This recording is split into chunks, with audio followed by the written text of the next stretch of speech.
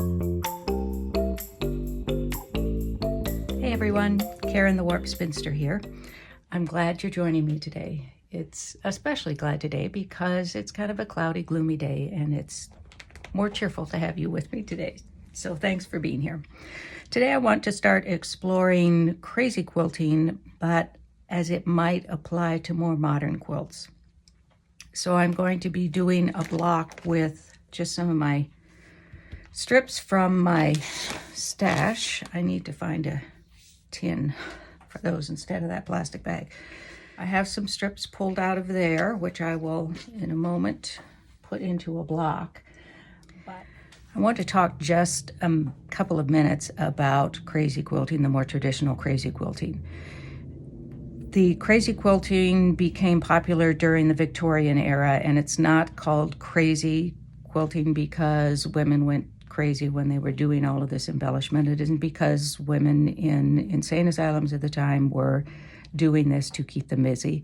Most women in insane asylums at the time were not insane, by the way. Rather, it comes from the crazing on pottery. You'll see the glaze on pottery sometimes will get that cracked effect. That's called crazing, and that's where that name really came from. But the idea is they used lots of luxurious fabrics that weren't necessarily scrap. We tend to do more scrap these days. And then they would embellish them with all sorts of things. So it was art, this specific kind of embellished art, and Victorian times were very embellished. Their homes were kind of claustrophobic, actually. They had so much going on in them. And the embellishment was often on the seams, but they also added other things. They had silk ribbons and all kinds of luxurious fabrics. We do maybe more beading these days than they did at the time, but you can do all kinds of embellishments with all kinds of things. So there are buttons and embroidery flosses, different threads. You can add beads and ribbons and all sorts of things. So typically you'll see it running along the seams, but sometimes running across, and there'll be embroidery in the middle of things. For example, they might have a piece of a more pictorial kind of a flower that's been embroidered in the center of something.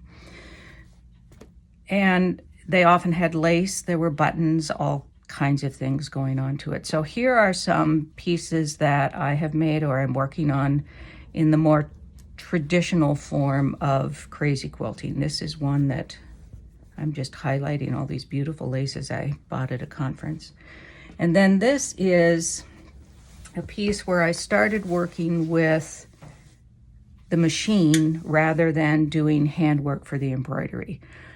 And I discovered that it's okay, but I am so accustomed to doing the more traditional that I still wanted more going on. The embroidery pieces on my machine, the embroidery stitches are smaller than I might have wanted on these seams, but it still makes a good sort of basis or foundation if I want to do more, or it's fine as it is. I could do some embroidery on any of these blocks. In fact, I have front of a vest that I've been working on for a long time. Can't lay my hands on it today, but I will post, I'll splice in just a short, a short video that just moves over the surface of it. And I have used some antique doilies, or vintage at least doilies that I found, and used my embroidery machine to do a flower in the center. And then I used some hand crocheted Irish lace that my great grandmother from Ireland did. Lots of things like that, but it's all machine embroidery on it. And that's sort of what I want to get at, except that for modern quilts, I'm not sure that this is the sort of relationship between the blocks and the embroidery, I guess is how I put it. So I want to explore how I might use some of those machine stitches, that the decorative stitches on my machine, how I might use some of those. And in the process, I want to learn which stitches on my machine suit me for what I want to do with a modern quilt. So I hope you'll join me. I'm just going to do I don't know, arrange these somehow. So gotta have some white in there because, you know, me. And I don't know how I'll do this exactly, but something along those lines. And then when I have finished that, I will come back and we'll talk about what I'm going to do next. I'll be back shortly. And here's the block I just pieced. Nothing new, earth-shaking here, just sort of standard strip piecing, improv piecing. And I want to try out a couple of ideas for doing machine embroidery on this with decorative stitches, not the big embroidery attachment. That's a whole other story. But I thought it might be easier for me to describe what I want to do if we had a diagram here. I think will be easier for everyone to see. If I were doing traditional, myself a red pen here, I probably would not be doing this in, or maybe I would be doing it in red, who knows. Traditionally, I would think about starting with the seams. I could do embroidery in here, I could applique something in there, lots of things that I could do. But if we're thinking about seams, for example, which is often what happened, what they worked on, then I could do some embroidery down here and I'd be following a lot on the seams, and then I would embellish this more, maybe do that kind of thing with it. So I'd be working with seams a lot and then adding embellishments on top of it. So here I might embroider myself a flower of some sort. Hard to believe I'm an artist, isn't it? And maybe do some beadwork, whatever. But I would really focus on the lines and the structure of the pieces that I lay down. So on this piece then, I would maybe do something special along here and do something along these lines. I'd probably maybe embroider something in there, do some beadwork, all of that, but that's not the modern look that I'm looking for. Not saying it would be bad, it's just not what I'm aiming for here. I hope I actually manage to get where I'm aiming. So what I'm thinking is that I would have a quilt maybe that has a structure sort of like this. And rather than following the structure of the quilt, it would almost be like quilting, but more texture than quilting. Quilting adds real dimension to the quilt, of course, and that's important, and I would quilt as well as do this. But it would add more texture. So a different color, different kind of texture, and some more dimension to the quilt. I would probably resist the urge to put a bead on everything. So what I'm thinking is that I would do something much more linear in general. So I'm thinking about something like this, where it might echo some things and then maybe have something almost crossed like this and maybe a piece going up like this. So continuing that sort of theme, at least for part of the quilt. And it might be, if you remember, we've talked about the rule of thirds before, or at least if you're doing the challenges, we've talked about the rule of thirds. And so I might move this over to the left a bit more, not necessarily so it's following that seam, although it could, maybe not for what I'm thinking anyway. And maybe I would drop it down a little bit so it does that. So we've got the third down here and the third sort of over there. And I think that would be nice just to have that little bit of embellishment, and it might be in a neutral color, something that sort of blends pretty well with the background or the other fabrics, or it might be something that really stands out on it. It depends on what you want this to do. I don't know if you're interested in doing this, so I'm going to say I hate to say I a lot, but we're doing this to my aesthetic, and you can be thinking about how you would do it differently. However, I don't want to give up on the possibility of doing something around curved pieces. So I might actually do it over part of it. So say up here, this is underneath this one. So I could either do it in opposition of these, and I could maybe pull something in here. Ooh, I like that. In which case, do I want to do something down here? And it doesn't have to follow the seam lines. I could do another one down here that has nothing to do with curves on the quilt. Now, the reason I have left spaces here, I neglected to do it there, is because I'm not sure how a stitch is going to look if it crosses over. So I've left that as a possibility so that it breaks it up and I don't have this big clunky mess where those two intersect. Depends on the stitch. And on the curves, I could do a circle, but if I were to do a circle, like a full circle on here, and I'm doing a decorative stitch, I don't have control over how these merge together here. So depending on the stitch, that could be really awkward and draw the eye to it too much. It might distract and draw attention to that. So I'm not really thinking about full circles for most stitches. I'm actually kind of liking this quilt design and this.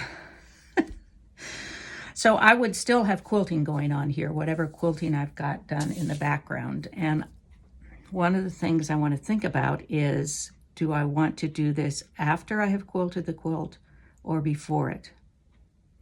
If I do it before I quilt it, then I don't have to worry about how it looks on the back. Maybe I don't worry about that anyway, but I definitely wouldn't have to worry about it if I did that. I might have to worry about things shifting and bunching up more. I would probably back it with some stabilizer for sure. If I were to do the quilting first and then the stitching, it would lift off the surface more. I am tending to think I want to do it after I quilt it, but I don't know, because if I do it after I quilt it, and say I have quilted in this direction, probably like this, so I'm not shifting things too much as I quilt, or all different directions if I change directions and do different pieces in there. It might depend on how I do the quilting. So if I have done it so that, say it's all going this way, and then I start doing this on top of it, how much is it going to shift? So I suppose part of it is how dense the quilting is. The denser the quilting, the less likely this is to be shifting things around. So that's a thought. But if it's not quilted, then it's not, I would have to do stabilizer. So that's what I'm thinking about, which means that I now need to think about some stitches.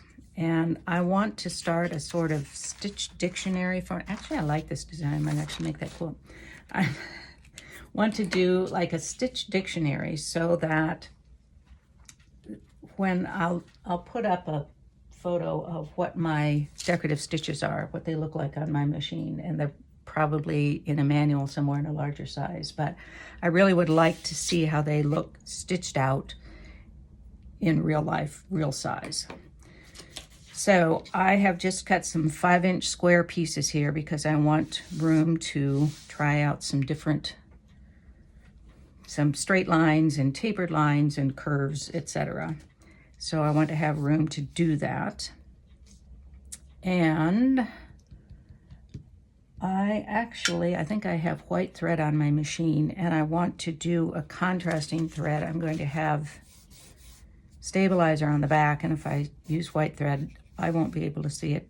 I'll probably be able to see it okay, but you won't be able to. So I'm going to use a contrasting thread because it matters to me what it looks like in the background if I've done the quilting first, and this is going to be showing on the back. The back of the stitches is going to be showing on the back.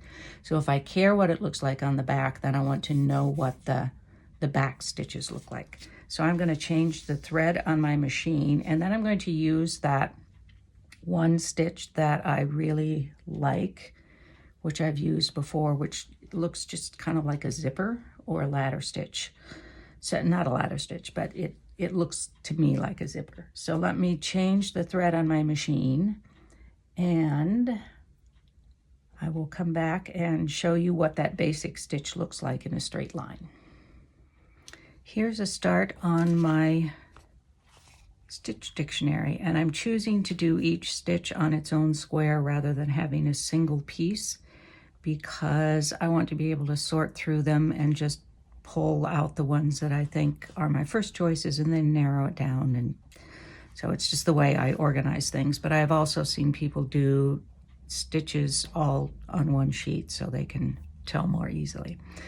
So this is stitch number 141 on my machine, and I've tried it with two different widths of the stitch. So this is at 5.0 and 3.0 is the length. I can't go any longer than that. It will let me go down to a 2.0, but I wasn't really interested in doing that. And then I wanted it a little wider so it made more of a statement. So I took it up to 7.5 and 3.0. So now I want to take a look at it on the curve. It looks fine on the back, so I would have no problem with using this after I have quilted so that this is actually showing on the back of the quilt. Add a little something to the back of the quilt too. I will note up here, I just wanted to see how it would look if I did a back stitch to secure it, knowing it was going to look like crap, but this is just to remind me it's going to look like crap if you do that. So if I do it on a quilt, I will probably leave the ends and just pull them through and tie them off. And there won't be that many of them. I mean, I will be doing long stretches of this. And here I think you can also see why on this diagram I split this here, because if I were to do the same stitch and cross over it, then I think it would really be too much, just this blob in the center. So I won't be doing that. And now I want to take a look at what a curve is. I don't anticipate ever doing a circle unless it's with just a straight stitch of some sort, because I won't have control over how this ends. So I might end up with something that looks like that if I try to meet a circle. So let me do a curve and we can see how that looks. And there's a curve. Looks like stitching on a baseball, doesn't it? Did it in red and white, there we'd be. Now the thing about doing this curve, which you have to watch with any stitch if you're doing a curve, is choosing when you start to turn the fabric. And I waited until it was taking this more or less vertical stitch, that center long stitch, because that would be less obvious than if I did it in the middle of when it was stitching the crossbars there. So that turned out pretty well. I can do a pretty tight curve with that stitch and be pretty happy with it. Now there might be other stitches I would do where I wouldn't be quite so happy with that. I want to explore at least one more stitch with you, and then we'll talk about a couple other things. So I decided to try something a little more complex. This is stitch 191 on my machine, and the default is 9.0 length and 14 width, and I'm pretty happy with that. I didn't try any others because the proportions I think would not be what I wanted them to be. So I just left it at that. Looks good on the back as well. The curve actually turned out better than I thought it would. I actually wasn't going to do the curve. I was resigned to it just being for a straight stitch because I didn't think it would stitch well around a curve, but it did okay. And I discovered as I was doing it that if I did just very slight turns as it was doing each stitch, just almost imperceptible. And then when it got to this point where it was heading down to the second set, then I did a bit more of a turn. I'd say more drastic, but it really isn't a drastic turn. And it followed around quite nicely, I think. In order to remind myself that that's how I did that, then on the back, because it's easier to write on this, then I took a note about slight turn each stitch, longer turn as it moves to the next set. So I will continue doing that. I don't know about this on blue, actually. I might redo it on white with black thread, or a different, probably black thread, because it's good contrast. And then the white will show up better here if I want to be able to read that better. I also could get what is this? This is an 02, so yeah, I could get a little thicker permanent marker. I'm using a Micron archival ink. It's a permanent ink. So that is how I will proceed with my stitch dictionary, and it will give me a better representation of what the stitches would look like if I were to use them on a quilt. So having said that, let me find my little piece here and let's try one of those stitches. I think I want to do it in white, however, so I'm going to change my thread and then see what I can do. I'll do probably, well, I will definitely do this stitch and maybe a curve up in a corner, and then I'll also give this stitch a try just to see how it looks on actual quilted piece. And here is the piece as I did some experimental stitching on it. Here I tried out splitting this line as I did a cross line, and I decided that I wanted to move this second part over. Wasn't quite straight on that, not a big deal. This is just a test. And then another across here.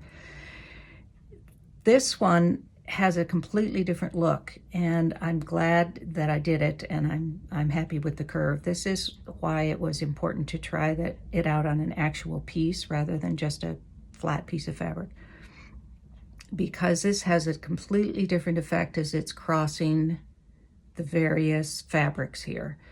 This one makes more of a statement. I guess it's more bold because it does 2 stitches for every line that you see there. It's stitching back on itself. This is just a single stitch, so it's a more subtle sort of texture and look. It blends in a little better with the fabric that it's on just because it's finer. And this one is more bold. So I'm glad that I did both of them. At first I thought I wasn't going to like this, as I was just sitting there waiting for the machine to do its work, and I'm turning it and I'm thinking, oh, I don't think I'm going to like it, but I think I do. And maybe it's particularly because it's a curve. It's a more subtle texture, but I really like it. So I'm glad that I did it on an actual quilted sample. This part of it didn't have a stabilizer under it, so it's a little funkier, but so that's what I'm thinking. And of course, this might be much longer if I'm doing a longer quilt. Let me see if I can dig out. Yeah, here it is. One of the pieces that I'm still working on, and I just had a bright idea at 3 o'clock the other morning. This I did one of the decorative, well, 2 of the decorative stitches with white on white, and I really like that subtle kind of texture going down here. Let's see if I can get a little closer and get it to focus. And I really like those textures of just white on white. So it doesn't have to be something that shouts out, oh my gosh, this is a crazy quilt. It's okay if it does. That's one look. Another look is something subtle like that. Now, I think some of you are probably saying, but I don't have a machine that has, 200, 300 stitches on it. And true enough, if you have a zigzag, then try exploring the zigzag with different lengths and widths on the stitches and see how they would look on a curve. They should look fine on the back. Let me think about that. as it's doing the zigzag. Yeah, I think it should be fine on the back. These are both fine on the back. You probably can't tell that well here, but we saw that on the Stitch Dictionary pieces. So try zigzag, even if you have just a few stitches. A lot of machines will have a few stitches. Maybe you've got some cams if you have an older machine that has some stitches on it. So explore those and see what you can do with them. If you just have a straight up machine like a Singer Featherweight, and which is a beautiful machine, but doesn't have any of these stitches or zigzag, you can try out something called, it would be pretty close to thread painting. And that's something I want to explore a little more in another one, but I have tried just a little bit. What if I tried to do, say, some star stitches if I was only using my straight stitch on my machine? So we may explore a little bit of that. Thread painting tends to be, when I have seen it most, it's been more figurative when you're thread painting a bird or flowers or something, but I don't know why we couldn't explore that as a possibility for more modern quilts. Anyway, that's it for today. Thank you for joining me. I hope you got some ideas here, some inspiration, even if you don't want to do just what I did. Or for that matter, even if you think, yeah, not for me at all, there's value to that. So thanks for joining me. On Sunday, I'll be back with the week 3 of the challenge. And on Wednesday, I don't know yet. We'll see what happens. In the meantime, be well, be happy, be quilting. Peace out.